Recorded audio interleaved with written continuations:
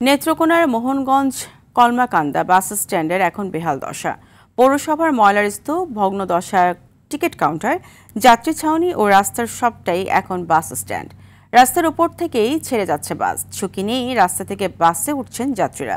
নেত্রকোনা প্রতিনিধি এম মোখলেসুর রহমান খানের প্রতিবেদন, বিস্তারিত জানাচ্ছেন লামিয়া তানজিন মাহমুদ।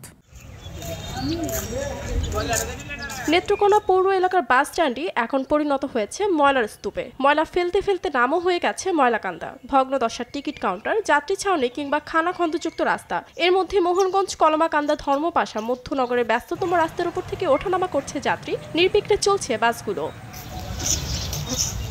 এক প্রকার জীবনের ঝুঁকি নিয়ে রাস্তা থেকেই বাসে ওঠানামা করছেন যাত্রীরা। এমন বাস্তবতায় যাত্রী ও চালকদের দুর্ঘটনার আশঙ্কা করছেন এলাকাবাসী। বাস স্ট্যান্ডে গাড়ি বর্ষাকালে রাখতে গেলে কাদা ওঠে, দুর্ভোগ, রাস্তায় গাড়ি পার্কিং করে যাত্রী তোলা হয়। যদি সংস্কার হয়, টার্মিনাল হয়, পরিবেশটা ওইদিকে সুন্দর হইব। রোড গার্ডে সরকারকে দাবি জানাই সুন্দর যাতে দেখা যায়, একটা আকর্ষণীয় বাস স্ট্যান্ড হয়। এদিকে বাস স্ট্যান্ড সংস্কারের উদ্যোগের কথা জানান নেত্রকোনা পৌরসভার প্রশাসক। ঢাকা বাস স্ট্যান্ড যেটা মেইনটা, সেখানেও কিছু সংস্কার করতেছি। কিছু যদি আমরা ওখানে মেরামত করতে পারি তাহলে রাস্তা থেকে ভিতরে বাসগুলো থাকতে পারবে।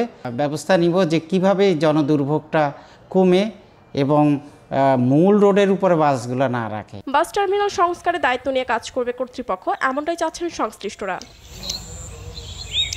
লামিয়া তানজিন মাহমুদ, RTV।